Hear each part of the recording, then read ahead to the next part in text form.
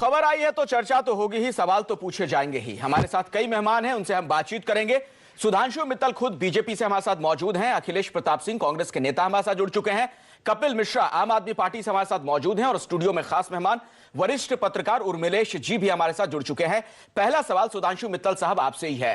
नरेंद्र मोदी आपके PM in waiting बार बार दावा करते हैं कि 56 इंच का उनका सीना है, तो 56 इंच के सीने वाले शख्स को कहां एड गुरुओं की जरूरत पड़ गई? अखिलेश जी, थोड़ा मैं गणित में कमजोर हूं, मुझे एक बताइएगा जी कि 500 करोड़ ज्यादा होते हैं या 400 करोड़ ज्यादा होते हैं? पहले बताइए, फिर मैं आपको आगे बात लेके चलूं। 500 करोड़ ही ज्यादा होते हैं सर। कांग्रेस की तरफ आपका इशारा है। धन्यवाद जी। अगर 500 सुनिए नहीं, अगर 500 करोड़ ज्यादा होते हैं तो खबर छपी थी कि कांग्रेस 500 करोड़ रुपए जो है राहुल गांधी की छवि को बढ़ाने के लिए खर्च कर रही है। ये चर्चा 500 करोड़ रुपए को लेकर अगर आप तब करते तो मुझे लगता है सर, तो एक काम करता हूं ना सुधांशु जी, मैं 500 करोड़ वाले से पहले जवाब ले लेता हूं। हमारे साथ अखिलेश प्रताप सिंह भी। अखिलेश जी, आप ही पहले जरा जवाब दे दीजिए। आपको खत्म नहीं सुधांशु जी, चूंकि आपने अब कह दी है बात, अंक गणित का आपने हवाला दे दिया, तो मुझे सवाल अब अखिलेश प्रताप सिंह जी से पूछना पड़ेगा। क्यों अखिलेश जी, राजनीति में इतने पैसों की क्यों जरूरत पड़ जाती है आप लोगों को इमेज चमकाने के लिए? आप लोगों से तो यह भी सवाल पूछा जाएगा, पिछले 10 सालों से सत्ता में आपका काम बोलना चाहिए था, क्या जरूरत थी 500 करोड़ रुपए के फंड को जुटाने की? अच्छा किया जो अखिलेश जी, आपने ये सवाल पहले आपसे कर लिया, क्योंकि बहुत सी चीजें पहले साफ हो जाए तो ज्यादा बेहतर है। जी। पहली बात, कांग्रेस पार्टी में किसी व्यक्ति के आधारित कोई कैंपेन नहीं चल रही है। आप देख भी रहे होंगे, हम व्यक्ति पे आधारित पार्टी नहीं है। कांग्रेस पार्टी अपनी विचारधाराओं पे आधारित पार्टी है, और जो कैंपेन आप देख भी रहे होंगे विचारधाराओं के, नीतियों के, कार्यक्रमों के आधार के बाद देख रहे होंगे। तो पहले यहाँ किसी व्यक्ति का चेहरा नहीं चमकाया जा रहा है, अपने नीतियों, कार्यक्रमों, सिर्फ एक व्यक्ति का चेहरा चमका रही है। हमारा अतीत था उस पे, जी हाँ, वो देख लीजिए सुधांशु जी, वो सिर्फ दिख भी रहा है उनका, चाहे वो उनका 3D अवतार नरेंद्र मोदी का, ताबड़तोड़ रैलियां, नमो टी स्टॉल, ये तड़क, ये क्या तामझाम क्यों आखिर? अखिलेश जी, पहले तय कर लीजिए चर्चा क्या है और चर्चा का विषय क्या है। चर्चा, एक सेकंड मैं तो चर्चा का विषय है कि क्या नरेंद्र मोदी जी के व्यक्तित्व को चमकाने के लिए 400 करोड़ रुपए का भाजपा खर्च कर रही है। अच्छा, ये है। आपने नकवी जी का बयान सुना? एक मिनट, एक नकवी जी का बयान सुना आपने, बाकी सारी चीजें सुन ली आपने। जिन लोगों के बारे में कहा जा रहा था कि ये एड गुरु जो है, इनको जो है भाजपा ने अपनी तरफ लाई है ये चमकाने के लिए, उन्होंने भी कह दिया भैया हम कुछ नहीं करें। एक वो बड़ी अच्छी कहावत थी कि सूत में कपास और ये राजनीतिक जुलाहे जो है, तो आपने तो 500 करोड़ का भी जिक्र कर दिया। वो तो अखिलेश प्रताप सिंह जी भी कह रहे हैं कि ऐसी कोई बात ही नहीं थी। 500 करोड़ रुपए का फंड की जो खबर आई थी अखबार के हवाले से, वो कांग्रेस भी नकार चुकी है।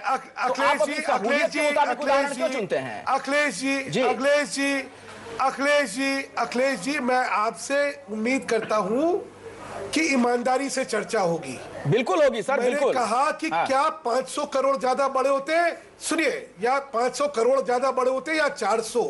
और मैंने कहा जब खबर आई थी तब ये अगर चर्चा करी होती तब निष्पक्षता दिखती। अच्छा सर, एक चीज बताइए सुधांशु मित्तल जी, देखिए निष्पक्षता और पक्षता के चक्कर में आप ना पड़े। आप मुझे एक सवाल का जवाब दीजिए। सुधांशु जी, एक आखिरी चीज, मेरी एक गुजारिश है, सवाल सुन लीजिए। क्या आज आप ऑन रिकॉर्ड ये बात कहते हैं कि भविष्य में भी ऐसा कोई कैंपेन नहीं चलाया जाएगा?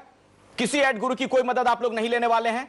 न भूत में आपने लिया, न भविष्य में लेंगे? अरे ये मुझे समझ नहीं आया, चर्चा क्या हो रही है? चर्चा 400 करोड़। सर, आप चर्चा पे कहां केंद्रित कर रहे हैं? सवाल उठेंगे तो सवाल तो दूर लग जाएंगे। हाँ सर, मैं तो कह रहा हूं तो सवाल क्या है पहले ये तो तय करें। यही तो मैं आपसे पूछ रहा हूं ना। चलिए, आप चूंकि आप नकार रहे हैं कि 400 करोड़ वाली कोई बात नहीं है। अच्छा, क्यों नहीं लेंगे भाई? हाँ लेंगे ना, मतलब मानते हैं ना कि एड गुरु का सहारा लेना पड़ेगा आप लोगों को। आप अखिलेश जी बोल लेने दीजिए, फिर आप जो कहेंगे मैं सुनूंगा। अच्छा बोलिए। सूत में कपास लट्ठम लट्टा, इसलिए मैंने कहा कि अभी तक कुछ हुआ नहीं। और जहां तक सवाल है कि राजनीतिक विज्ञापनों में आप जो है प्रोफेशनल्स की मदद लेते हैं या नहीं लेते, बिल्कुल लेते हैं और लेंगे, लेनी भी चाहिए। अगर आप अपनी बात को रख रहे हैं तो प्रभावी तरीके से रखिए। सर। इसके लिए जो लोग इस क्षेत्र के माहिर है, उस्ताद है, उनकी मदद लीजिए। मतलब भविष्य की योजना है ना सुधांशु मित्तल जी, फिर ये तो आप मान रहे हैं ना। मैं साफ गोई से आपसे सवाल पूछ रहा हूं, आप नाराज ना हो। आप भविष्य की कोई योजना है ना कि मदद लेंगे एड गुरुओं की? अखिलेश जी, पता है आपका क्या हो रहा है? आसमान में थूको फिर कहो अरे अरे देखिए, अच्छा, जो था कहीं इधर उधर फैल तो गया होगा, तो कौन से करने जाके लगा? नहीं देखिए, आप दो तरह की बातें कर रहे हैं, आप कंफ्यूज हो रहे हैं। आप कंफ्यूज हो रहे हैं, मुझे लगता है आप दोनों तरह की बातें कर रहे हैं। एक तरफ तो आप कह रहे हैं कि चलिए 400 करोड़ वाली कोई बात नहीं, वो हमने मान लिया आपकी बात को। मैं आपको ये समझा रहा हूं कि पहले चर्चा का विषय तय करिए। विषय ये होना चाहिए कि क्या राजनीतिक चुनाव जो आ रहे हैं उनमें जो है विज्ञापनों के द्वारा छवि चमकाई जाएगी, और अगर चमकाई जाएगी तो क्या उसमें खर्च आना चाहिए और क्या काले धन का प्रयोग होगा या नहीं होगा, ये विषय है ना, इस पे बात करते हैं। क्यों आशुतोष जी ने कहा, मैं वही आपसे कहा, अरे हम खर्च नहीं कर रहे, हमने तय नहीं करा, वो हिसाब मांगने पहुंच गए 400 करोड़ का, 800 करोड़ का। अरे ये वो लोग हैं जो कहते हैं हम संविधान को नहीं मानते, फिर सुप्रीम कोर्ट में जाते हैं। आप इस सारे करके लफ्फाजों को लफ्फाजी करने का मौका देना चाहते हैं तो जरूर। आशुतोष जी, कपिल मिश्रा, कपिल मिश्रा है जो, चूंकि आशुतोष का आपने जिक्र किया, कपिल मिश्रा वो आपको जवाब देना चाह रहे हैं। कपिल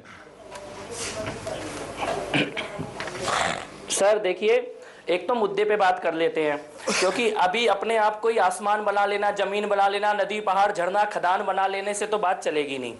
बात यहां से है, सवाल ये उठता है, ये 400 करोड़ रुपए या 500 करोड़ रुपए और ये दिए नहीं दिए, ये बहस तो चलेगी, लेकिन क्या हम रोज नहीं देख रहे 100 करोड़ रुपए की रैलियां, हेलीकॉप्टरों पे खर्चा, चाय पे चर्चा में जो चर्चा हो रही है उसका खर्चा कहां से आ रहा है?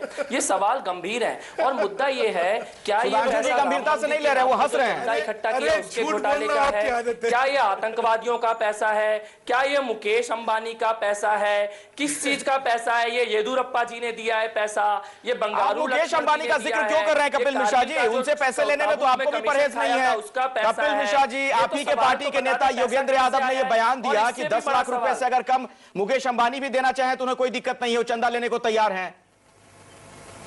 नहीं तो परहेज तो आप भी नहीं कर रहे हैं पैसे से। बता दीजिए, कोई मना थोड़ी कर रहा है लेने से, कोई मना नहीं कर रहा। हाँ सर, इनके खाते में, बीजेपी के खाते में 800 करोड़ रुपए पड़ा हुआ है। आप मुकेश अंबानी का पैसा लेंगे ना? 2300 करोड़ रुपए पड़ा है। अरे भाई, मुकेश अंबानी का पैसा लेंगे ये तो बता दीजिए, किसका पैसा है? मुकेश अंबानी का पैसा ले सर, किसका पैसा है? नहीं वो लेंगे, वो केस भी दर्ज करेंगे मुकेश अंबानी के खिलाफ, पैसे नहीं लेंगे, ऐसा कह रहे हैं कपिल जी।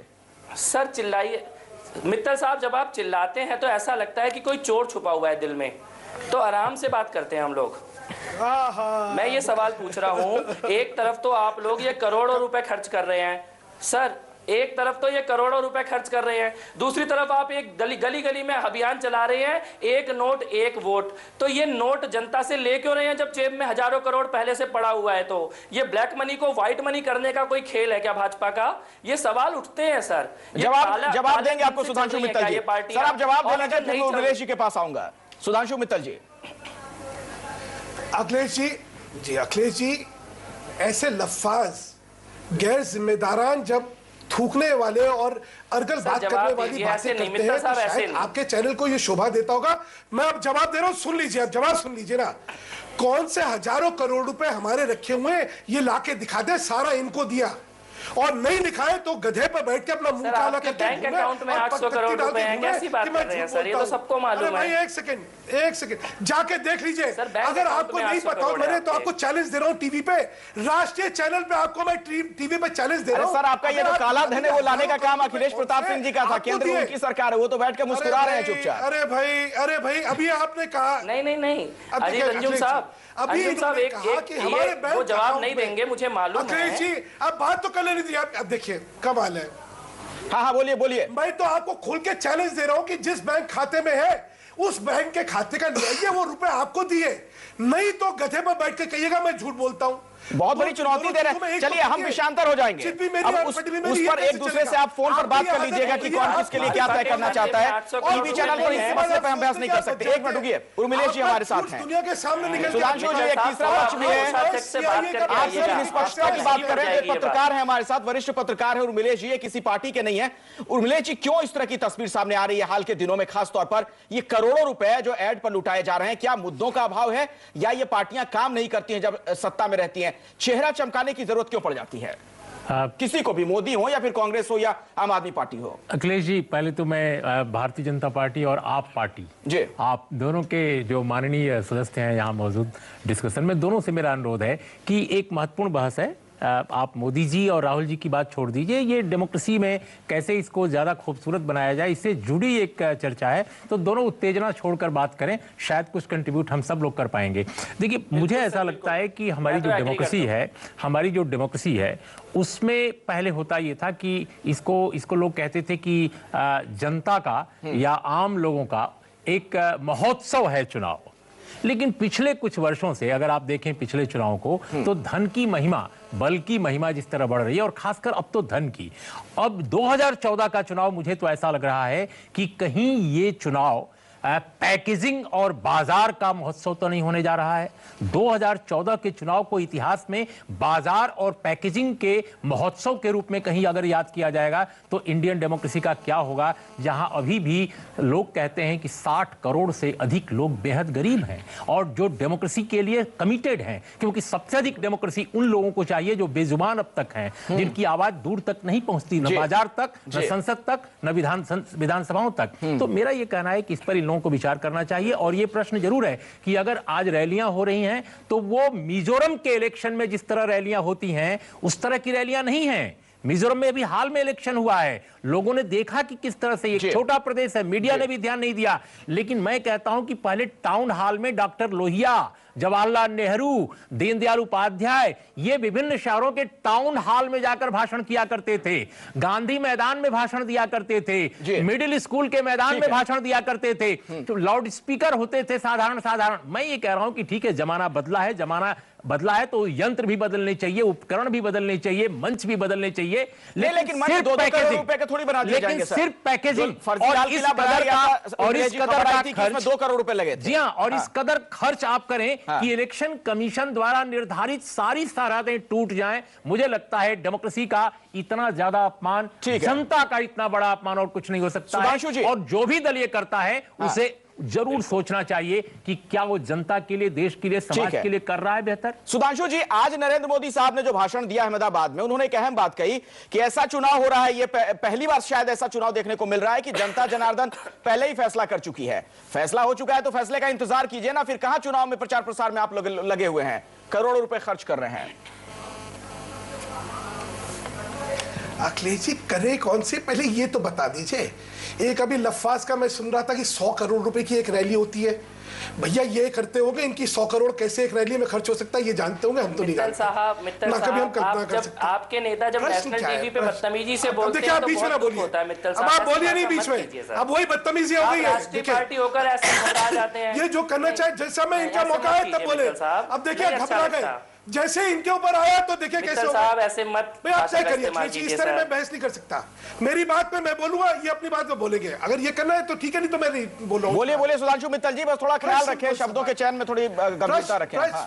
जी भाई, जो लफ्फाजी कर रहे हैं उनको लफ्फाज नहीं कहूंगा तो क्या कहूंगा, बहुत अच्छी बात कर रहे हैं, कमाल कर रहे हैं। अभी 100 करोड़ रुपए रैली में खर्च होते हैं, इस तरह का बातें कर रहे हैं मित्तल साहब। इल्जाम लगा दिया अखिलेश भाई ने, मैंने तो मंच पे नहीं चढ़ाया, कैसी बातें कर रहे हैं मित्तल साहब। 100 करोड़ रुपए खर्च होते हैं रैली में, क्या कीजिए सर अखिलेश भाई, 100 करोड़ रुपए होते हैं क्या सर? कितने खर्च होना चाहिए वही बता दीजिए। नहीं आया, कितने खर्च होना चाहिए आप यही बता दीजिए। मैं नहीं चर्चा कर, मत कीजिए मित्तल साहब ऐसी बात, यही बता दीजिए। तिनका है दाढ़ी में।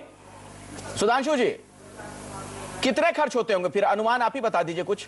अखिलेश जी पहले बोल रहे, मैं ये बोल रहा, मैं नहीं बोलूंगा, क्योंकि अगर आपको चर्चा को निर्धारित नहीं करना है इस तरह की, आप बोलिए। अरे सर आप बोलिए ना, हम आपको सुन पा रहे हैं, आप आक्रोशित हो रहे हैं, आप इतने वरिष्ठ नेता हैं। मेरे मुंह लगना नहीं है, भारतीय जनता पार्टी के वरिष्ठ नेता हैं, ऐसे व्यक्ति के साथ मुंह लगना मेरे बस की नहीं है। अच्छा बोलिए। शिष्टाचार और शालीनता जिसमें ना हो, मैं मुंह नहीं लगता भैया। कपिल जी, हम आपको मौका देंगे।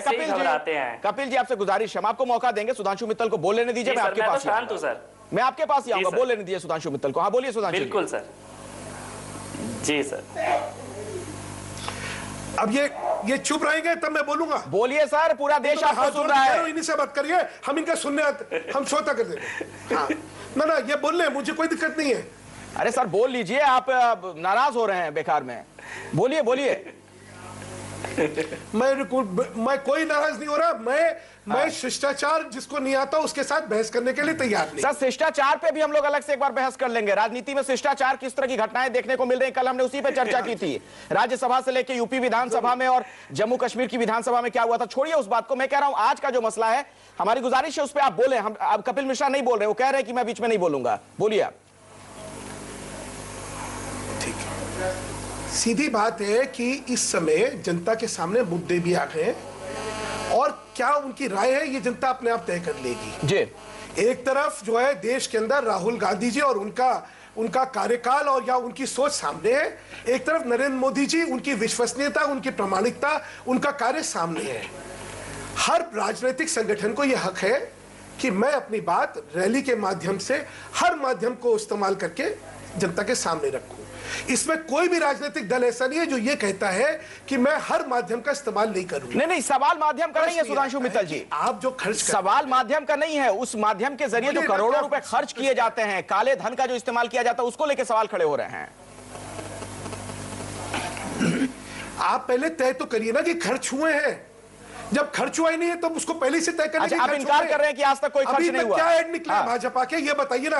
अच्छा ठीक है, अखिलेश जी का मैं रुख करना चाहूंगा। अखिलेश प्रताप सिंह भी है, कांग्रेस के नेता है। अखिलेश जी देखिए, अखिलेश जी तथ्यों पे बात करिए। ठीक है, जब बात होगी नरेंद्र मोदी की अखिलेश जी, तो जाहिर तौर पर बात कांग्रेस की भी होगी, राहुल गांधी की भी बात होगी। हम लोग देख रहे हैं कि हाल के दिनों में कैसे भारत निर्माण को लेकर लगातार आप लोग एग्रेसिव कैंपेन कर रहे हैं। जाहिर तौर पर उसमें भी करोड़ों रुपए खर्च हो रहे हैं। वो तो और सरकारी जो खर्च, जो सरकारी पैसा है, सरकारी खजाने का पैसा है, उसका इस्तेमाल हो रहा है वहां पर।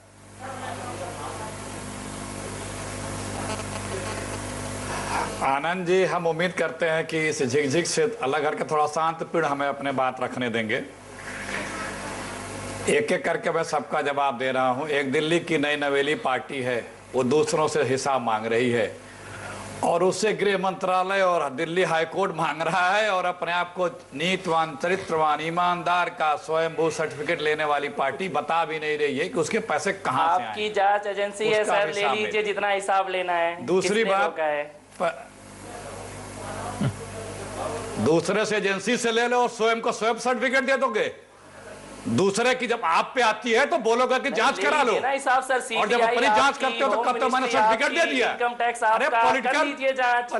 हमने तो मना नहीं किया जांच करने से। चलो चलो चलो, अरे रास्ता देखिए, ये इनकी संस्कृति है। कहाँ ले आते हो आप अखिलेश जी इनकी संस्कृति देखिए। अगर ये संस्कृति में चर्चा हो रही है तो भगवान ये इनका चरित्र है। जब अपनी बात आएगी तो स्वयं सर्टिफिकेट जांच कर। मैं क्या करूं अब? आप लोग मेरी तरफ अगर उंगली उठा रहे हैं, आप सभी नेता हैं, उस पे नहीं, आप लोग नेता लोग। आपसे सर्टिफिकेट मांग रहा हूं। नहीं, मुझे बात बोलिए, अखिलेश प्रताप सिंह जी को बोलने दीजिए। आप कीजिए ना जांच। मैं बता रहा हूं, जो एक बीजेपी पार्टी है, कहां छुपा है कि उनका पैसा खर्च हो रहा है कि नहीं हो रहा है। आप देखिए। चलिए अखिलेश जी, मैं आपके पास आता हूं। माफी के साथ बीच रोकना पड़ेगा। एक बड़ी खबर आ रही है, राज्यसभा में प्रधानमंत्री डॉक्टर मनमोहन सिंह कुछ बोल रहे हैं, जरा सुन लेते हैं। 2014 sir, these additional will be our steadfast commitment to not just the creation of the language, but also the continued prosperity and Sir, I beg to move the bill passed by the Lok Sabha to take into consideration and pass. Okay. Question is that the Andhra Pradesh Reorganization Bill 2014.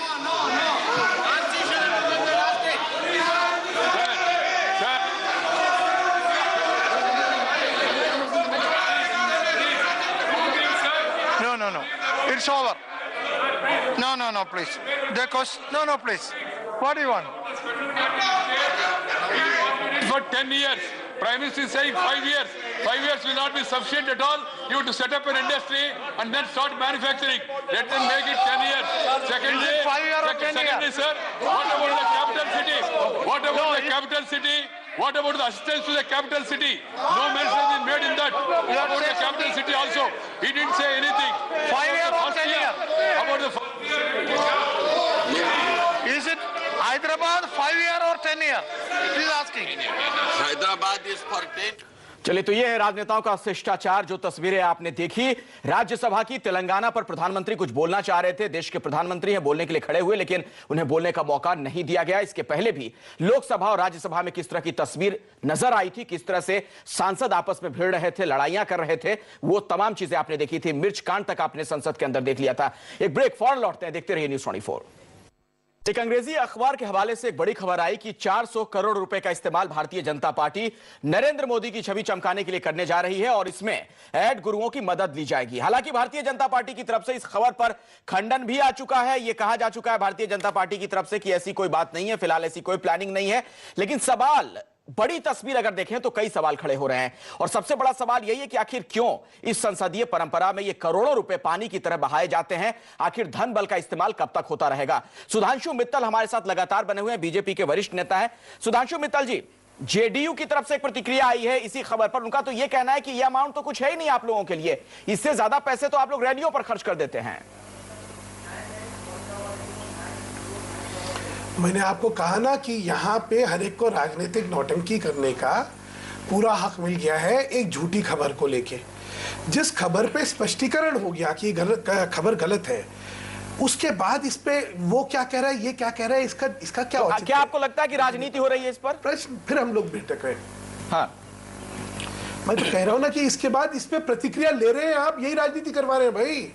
अच्छा, हम लोग करवा रहे हैं, हो गई एक चीज का खंडन हो गया। अच्छा। या तो लेके आइए, हाँ, तो आप लेके आइए अखिलेश जी कि भाई ये जो है ये खबर आपने कहा खंडन करा और ये खंडन गलत है, देखिए आप कर रहे हैं। तब तो कपिल मिश्रा कुछ कहना चाह रहे हैं आपको, आम आदमी पार्टी के नेता। एक मिनट, ही नहीं सुधांशु जी, उसमें क्या कहें? सुधांशु जी, हाँ कपिल बोलिए। नहीं सर, मैं ये कहना चाह रहा हूँ कि 400 करोड़ है या नहीं है, और इस तरह के जवाब से बचना ये अच्छा नहीं लगता। सबसे बड़ी बात तो ये है कि हम सब ये बात जानते हैं इस देश में कि सत्ता से पैसा और पैसे से सत्ता का एक खेल यहाँ पर चल रहा था। दूसरी बात यह है कि जब हम सवाल उठाते हैं तो अभी सुधांशु मित्तल भाई ने कहा कि संविधान विरोधी हैं, अरुण जेटली साहब कहते हैं कि माओवादी हैं। सर, हम माओवादी नहीं है सर, आप खाओवादी हैं, और खाओवादी को जब कोई सवाल पूछता है तो सवाल पूछने वाला माओवादी नजर आता है। इन सवाल, आप आरटीआई से क्यों बचते हैं? आप अपने अकाउंट को ट्रांसपेरेंट करने से क्यों बचते हैं? आप क्यों नहीं बताते कि राम मंदिर का चंदा जो इकट्ठा किया वो कहां गया? आप क्यों नहीं बताते कि रैलियों पे खर्चे का पैसा कहां से आया? आप क्यों नहीं बताते कि मोदी के हेलीकॉप्टर का चंदा कौन दे रहा है? ये हिसाब किताब देने में डर किस बात का है? सुधांशु मित्तल जी, ये तो एक सवाल है ना जो कह रहे हैं कपिल, ट्रांसपेरेंसी क्यों नहीं, पारदर्शिता क्यों नहीं, चंदा कहां से आया, कहां आप उसका इस्तेमाल कर रहे हैं? मुझे लगता है कि कपिल जी को झूठ बोलने की इतनी आदत पड़ गई है कि सत्य को पहचानना ही नहीं चाहते। हर राजनीतिक तो कुछ बोले ही नहीं, सिर्फ सवाल पूछा है सर। इलेक्शन कमीशन को और इनकम टैक्स, अरे ये कमाल है भाई। भाई मैं नहीं बोल रहा, अब आप बोल लीजिए। देखिए ऐसा है अखिलेश जी, मैं यहाँ पे ऐसी छिछोरी चर्चा के लिए मैं तो तैयार नहीं हूँ। सुधांशु जी देखिए, चर्चा को छिछोरी कह के आप इसका स्तर नहीं गिरा सकते। एक मिनट माफ कीजिएगा सुधांशु मित्तल साहब, आपको भी संयमित भाषा का इस्तेमाल करना पड़ेगा। बात रखने का अगर सुधांशु मित्तल साहब, आपको भी संयमित भाषा का इस्तेमाल करना पड़ेगा। बार बार इस तरह से आप इस तरह की जुबान का इस्तेमाल नहीं कर सकते। हाथ जोड़ के नहीं, आप हाथ भी जोड़ रहे हैं, दूसरी तरफ आपकी भी जो भाषा है बहुत स्तरहीन नजर आ रही है। आप एक टीवी चैनल पर अगर बीच में एक बड़ी बहस में हिस्सा ले रहे हैं और पूरा देश आपको देख रहा है, बिल्कुल नहीं बात करनी। आप आक्रोशित क्यों हो रहे हैं? आपसे सवाल पूछा जा रहा है, सवाल का जवाब देना पड़ेगा। आप जनप्रतिनिधि हैं छिछोरी। सुधांशु मित्तल जी, आप एक जनप्रतिनिधि हैं, संयमित होकर जवाब दें। आक्रोशित होने का क्या मतलब है? अब आप बोल लीजिए ना, या तो मुझे मेरी बात रखने का हक दीजिए। बिल्कुल, अगर हक नहीं है तो अपनी बात रखिए, लेकिन भाषा संयमित रखनी पड़ेगी ना सर आपको। छिछोरी राजनीति छिछोरी होती है, इसमें कोई असंयमित भाषा नहीं है। नहीं, आप चर्चा पे सवाल खड़े कर रहे थे इसलिए मैंने आपको टोका बीच में। तो उसमें भाषा कोई गलत नहीं है। अच्छा चलिए ठीक है, छोड़िए, आगे बढ़ते हैं। मुझे ये बताइए कि क्या आप आश्वस्त करते हैं कि आगे जितने भी चंदे के पैसे आप लोगों के पास आएंगे भारतीय जनता पार्टी में, उसका कहां इस्तेमाल किया जाएगा, रैलियों पे कितना खर्च होता है, उसका पूरा ब्यौरा जनता के सामने रखेंगे, भारतीय जनता पार्टी की वेबसाइट पे इसे आप पब्लिश करेंगे? अखिलेश जी, अगर आपको ज्ञान ना हो तो मैं आपको ज्ञान भी दे देता हूं। हर पार्टी को अपने सारे खर्चे का हिसाब किताब जो है इनकम टैक्स अथॉरिटीज को देना पड़ता है और चुनाव के दौरान इलेक्शन कमीशन को काले धन का हिसाब नहीं देना पड़ता है। ट्रांसपेरेंसी वो जो मोटा पैसा काला धन आता है बोरियों में भरकर, उसका कोई हिसाब ना देता है ना लेता है, पता भी नहीं चलता पैसा कहां से आता है कहां से जाता है। उर्मिलेश जी, क्या ऐसे पैसे का इस्तेमाल नहीं होता है चुनाव में? नहीं, देखिए इलेक्शन अगर मैं इस चर्चा में कुछ याद दिलाना चाहूंगा अपने मित्रों को। इलेक्शन कमीशन ने और जो भी भारत में चुनाव की निष्पक्षता और पारदर्शिता के लिए काम करने वाली एनजीओज हैं, एजेंसीज हैं, जर्नलिस्ट हैं, मीडिया के लोग हैं, सभी ये कहते रहे हैं कि भाई जो दिखाया जाता है खर्च उससे कहीं बहुत ज्यादा खर्च है। और देखिए, मैं किसी पार्टी का नाम, किसी नेता का नाम नहीं लेना चाहता क्योंकि ये मुद्दा नहीं है। 400 करोड़ एक पार्टी के चुनाव प्रचार में किसी इंडिविजुअल का हो या as a whole party expenditure के रूप में कुछ भी नहीं है भारत में, जो अब तक चुनाव का हाल है पिछले 2-3 चुनाव का अगर आंकड़ा देखा जाए तो। इस बारे में बाकायदे रिसर्च हो चुकी है, इलेक्शन कमीशन तक ये बातें पहुंची हैं।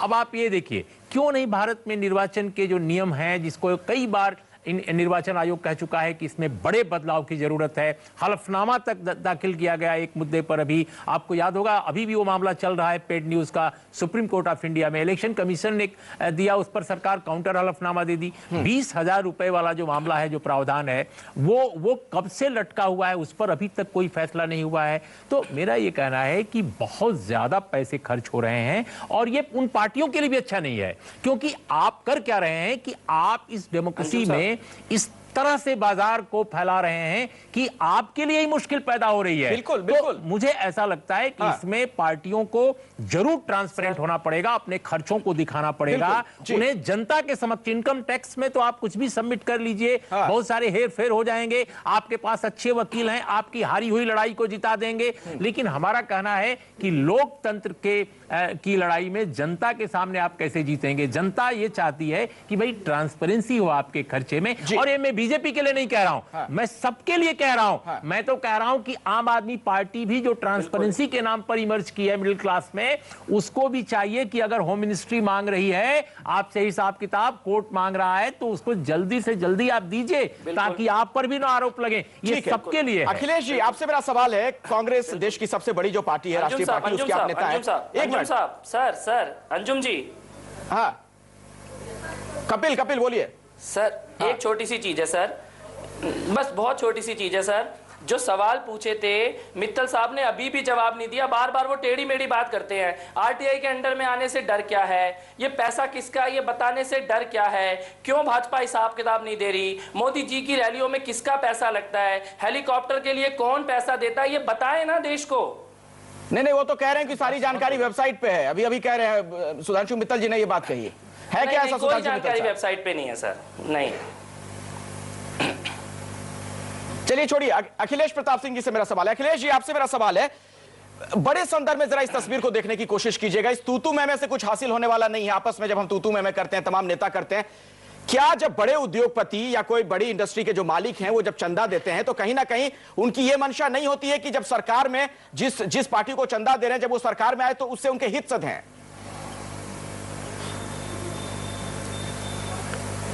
अखिलेश जी, लगता है कि इस बहस में कांग्रेस पार्टी बतौर हम प्रतिनिधित्व कर रहे हैं, आना तो एक तरह से जरूरी नहीं था। कोई आवश्यकता नहीं लगती है कि यहाँ पे आकर के बहस की जाए, क्योंकि आप दो लोगों के बीच में जो तूतू में चल रहा है वो सफिशियंट है। हमें दूरी रखा जाता तो ज्यादा बेहतर होता, लेकिन आप पूछ रहे हैं तो जवाब दे रहा हूँ जी। ये सार्वजनिक जीवन में जो भी पैसे खर्च होते हैं, चाहे वो राजनीति हो, ये क्या है, ये क्या बोलना है? आप अभी क्यों बोला आपने? अरे बोलिए भाई, कहते किसे है? अखिलेश जी चलिए बोलिए। मांग रहे हो, बहुत नाराज दिख रहे हैं आप सभी लोग एक दूसरे से। नहीं, देखिए हाँ, आप करा ही नहीं पा रहे हैं। बस मैं खुल के बोल रहा हूं, नेता है, सभी नेता हैं, बोलिए अखिलेश जी, बोलिए, आप ही को मौका दिया गया, बोलिए। सब नेता नहीं, जिस तरह से मैं आपके मुंह पे बोल रहा हूं, जब आपने बात छेड़ दी, जिस तरह से एंकरिंग करनी चाहिए आप नहीं आज करा पा रहे। जनाब, मुझे एंकरिंग मत सिखाइए अखिलेश प्रताप सिंह जी, मुझे मत सिखाइए आप, ठीक है? मैं बहुत ही नम्र भाषा में आपसे कह रहा हूं, मुझे ना सिखाएं। आप नेता बिरादरी के लोग हैं, आपको तो राज्यसभा में, विधानसभा में मार्शल तक नहीं संभाल पा रहे हैं आप लोगों को। जम्मू कश्मीर की विधानसभा में एक नेता को हमने देखा, एक विधायक ने मार्शल को पीट दिया। आप मेरे ऊपर क्या उंगली उठा रहे हैं? आप नाराज हो गए। आप तमाम लोग एक नेता बिरादरी के हैं, एक दूसरे से नहीं समझ रहे हैं। आप मुझे क्या कह रहे हैं? जवाब दीजिए ना। सच्चाई आप लोगों से सवाल पूछा जा रहा है। सच्चाई बुरी लगती है जनाब, आपको भी बुरी लग रही है ना शायद सच्चाई? जवाब दे रहा हूं, कोई डिस्टर्ब कर रहा है? अखिलेश जी, शायद आप ही को सच्चाई बुरी लग रही है। बीच में मैं तो किसी को डिस्टर्ब किया नहीं। जवाब दीजिए ना, आप जवाब दीजिए। 1 मिनट सुने आप पहले। हाँ। आपके जवाब दे रहा हूं। आपके पास गन माइक है, इसका मतलब नहीं है कि आप ही बोलते रहे। अरे मैं नहीं बोल रहा हूं, आप बोलिए ना। हाँ। बोलिए आप। नहीं, किसी ने भी अगर कोई दूसरा बोल रहा तो मैं अगर ये कह दे रहा हूं कि यही इसी को तू मैं बोलते हैं, तो आप मुझे नसीहत दे रहे हैं। अरे अखिलेश जी, अब ऐसे में बहस कहाँ हो पाएगी? आप ऐसे ही नाराज हो रहे हैं, सुधांशु मित्तल उधर वैसे नाराज हो जा रहे हैं। अरे आप ही लोग तो एक दूसरे को टोक दे रहे हैं ना, मैं थोड़ी बोल रहा हूँ। नहीं, नाराज होने के जवाब तो दीजिए सर, पूरा देश सुनकर जानना चाह रहा है आप लोगों से। मेरे जिसको मैं सारा जवाब देता हूँ, नहीं है जवाब दे रहा हूँ, क्यों किया भाई? नहीं, मैं जवाब दे रहा हूँ, मैं जवाब दे रहा हूँ। नहीं है अंजुम साहब, ना भाजपा के पास जवाब है, ना कांग्रेस के पास जवाब है। अराजक लोगों को आप बुलाएंगे तो ये होगा मैं जवाब देने का प्रयास कर रहा था, आप उनको नहीं बोल रहे। आप म्यूट करिए उनको, मैं जवाब दे रहा हूं। जो अभी सवाल किसी का है मैं जवाब देने को तैयार हूं। मैं बिल्कुल शांत हूं सर, दीजिए लेकिन जवाब। मैं अभी अब शब्द मैं नहीं बोल सकता। आज देखिए बहस लग रहा है ज्यादातर हमारी इसी चीज पे केंद्रित होते जा रही है कि कौन बोले कौन ना बोले। उर्मिलेश, ये तस्वीर क्या बयान करती है? क्या ये चिंतित होने वाली बात नहीं है? राजनेता आपस में यहाँ भी तू में कर रहे हैं, बहुत ही संजीदा विषय पे हम चर्चा कर रहे हैं। नहीं, लेकिन मैं चाहूंगा कि अखिलेश प्रताप सिंह अभी बोल रहे हैं, उनसे उनको सुना जाए। अखिलेश जी को बोलना चाहिए। अखिलेश जी अपनी बात कह रहे हैं, हम चाहेंगे कि वो पहले वो कह लें। बोलिए। 3 बार बोलने का प्रयास किया, मैं पहले वो डिस्टर्ब करे, फिर आप डिस्टर्ब कर रहे। देखिए, मैं बार बार कह रहा हूं, कोई भी सार्वजनिक जीवन में है उसके हर खर्चे पे जनता की नजर है। कोई ये नहीं कह सकता कि हम खर्चे कम कर रहे हैं, वो दिख रहा है। चाहे हमारा खर्चा हो या मोदी का खर्चा हो या किसी अन्य पार्टी का खर्चा हो, छुपा नहीं है। किसकी रैलियां कितनी बड़ी हो रही हैं, क्या क्या उसमें लग रहा है, खुद बताया जा रहा है और मीडिया सब जगह मौजूद है। इसकी भी आवश्यकता नहीं है कि हिसाब रखने की, बिल बाउचर इकट्ठा करने की आवश्यकता है। सब दिख रहा है, किसका स्टेज कितने का बन रहा है, कितना बड़ा पंडाल लग रहा है, कितना लाउड स्पीकर पर लग रहा है, कितनी बसें आ रही हैं, कितने ट्रेन आ रहे हैं, कितने प्लेन लग रहे हैं। तो देखिए, ये दिखता है। अच्छा, कभी भी सार्वजनिक जीवन में किसी भी प्रकार के खर्चे को छुपा पाना, अब उसको कोई डिफेंड किसी तरह से भी करे, हम हो वो हो जो भी हो, डिफेंस इस तरह से भी कोई करे, लेकिन वो दिखता है और जनता इसको देखती है कि इस व्यक्ति के, इस दल के कथनी और करनी में फर्क है कि नहीं है। ये दिखा है, सब कुछ दिखता है। के जो 4 राज्य के चुनाव हुए उसमें भी देखा होगा आपने। जी। उसमें भी आपने देखा होगा कि लोगों ने, दलों ने कितने खर्च किए हैं, उसमें भी दिखा है। लोग कैसे कैसे, तब तो सवाल खड़े करने का कोई मतलब ही नहीं है ना अखिलेश जी। चलिए ठीक है सर, आता हूं आपके पास। कपिल जी, एक सवाल मुझे एक सवाल बहुत जरूरी सवाल है सर ये। अच्छा हाँ, बोलिए। सवाल बहुत जरूरी है। कपिल ये खर्चा दिखता है। हम ये पूछ रहे हैं, खर्चा तो दिख रहा है लेकिन पैसा कहां से आया ये बताएं। भाजपा और कांग्रेस के लोग इतने छोटे से सवाल का जवाब देने से बचे जा रहे हैं। खर्चा तो दिख रहा है लेकिन आ कहां से रहा है खर्चे के लिए पैसा, ये बताइए देश को। मैं जवाब दूं? हाँ सर, आप ही जवाब दे रहे हैं, बोलिए। पूरे देश को पता है, जिसको ना पता हो ले ले आरटीआई से मिलता है, इनकम टैक्स से लगा है, चुनाव आयोग तक सबको आपकी पार्टी आरटीआई के अंडर में नहीं है सर। कहां कितना खर्च हुआ, लेकिन नहीं सर, कांग्रेस और भाजपा आरटीआई के अंडर में नहीं आते हैं। ये कांग्रेस के नेता है अखिलेश प्रताप सिंह बोल रहे हैं। कपिल जी, अब आप लोग ये अखिलेश जी, आपकी पार्टी या तो हम पूछ के आया करें कि किस लेवल के लोग आप बुला रहे हैं। नहीं, या तो अब हम पूछ के आया करें आपके चैनल पे कि किस लेवल के डिस्कशन में पैनलिस्ट आप बुलाएं। आप लोग सर चर्चा कहीं और आगे ले जाना चाहते हैं। ये वजह क्या है? आज काले धन पे, चुनावी खर्चे पे कम बात हो रही है और एक दूसरे राजनेता एक दूसरे पे उंगली उठा रहे हैं। चर्चा के स्तर पे सवाल खड़े हो रहे हैं। क्यों ऐसा? क्या लगता है इसके पीछे क्या वजह है उर्मिलेश जी? हाँ, नहीं, मैं पीड़ा क्यों हो जाती है राजनेताओं को जब उनसे सवाल इस तरह के पूछे जाते हैं? कांग्रेस पार्टी के, ठीक है सर, एक मिनट उर्मिलेश जी से टिप्पणी लेने दीजिए। नहीं, मुझे लगता है कि ये अगर बेचैनी है हमारे राजनेताओं में कि वाकई बहस का स्तर अच्छा होना चाहिए, तो वो तमाम चिल्लपों के बीच भी मैं समझता हूं, या अगर लगता है कि अशोभनीय सवाल हो रहे हैं, ये लगता है कि बहुत छिछले स्तर के सवाल किए जा रहे हैं, टिप्पणियां बहुत ही गैर शालीन हैं, तो वो भी अपनी ताकत के साथ ज्यादा तर्क संगत ढंग से, ज्यादा ठोस बातें कह के उनको काउंटर कर सकते हैं। मेरा ये अपील है सभी लोगों से कि, और कपिल मिश्रा से खास तौर पे, कि वो अपनी बात को शालीनता से रखें, और दोनों मित्र भी जो अपनी बात है, वो बड़े अनुभवी नेता हैं, बहुत ही शालीन लोग हैं, वो भी अपनी बात कहें। लेकिन हम एक सवाल जरूर बीच में छोड़ना चाहते हैं कि देखिए, कांग्रेस हो, भारतीय जनता पार्टी हो या दूसरी पॉलिटिकल पार्टीज हो, ये सवाल लगातार सभी पॉलिटिकल पार्टीज का, मेन स्ट्रीम पॉलिटिकल पार्टीज का पीछा कर रहा है कि भाई इस देश में एक इलेक्शन कमीशन है जिसकी प्रशंसा पूरी दुनिया में होती है। कई बार दूसरे देशों में चुनाव हो रहे हैं तो भारत के इलेक्शन कमीशन से ऑब्जर्वर मंगाए जा रहे हैं कि हमारे देश में अच्छे चुनाव के लिए भारत का इलेक्शन कमीशन अपने रिप्रेजेंटेटिव भेजे। लेकिन वो इलेक्शन कमीशन पिछले 7 सालों से 8 सालों से लगातार कोशिश कर रहा है कि जो धन का अपव्यय है, जो लगातार खर्च हो रहा है, जिसमें ट्रांसपेरेंसी नहीं है, कैसे उसको ट्रांसपेरेंट बनाया जाए। नंबर 1, पेड न्यूज को कैसे रोका जाए। मैं दोनों पार्टियों से बिना नाम लिए कहना चाहता हूं कि एक बड़ी पार्टी कांग्रेस, उसके एक पूर्व मुख्यमंत्री पर पेड न्यूज का मामला आज भी लंबित है, और पेड न्यूज के उस मामले में कांग्रेस पार्टी उस पूर्व मुख्यमंत्री का लगातार बचाव कर रही है और इलेक्शन कमीशन काउंटर कर रहा है।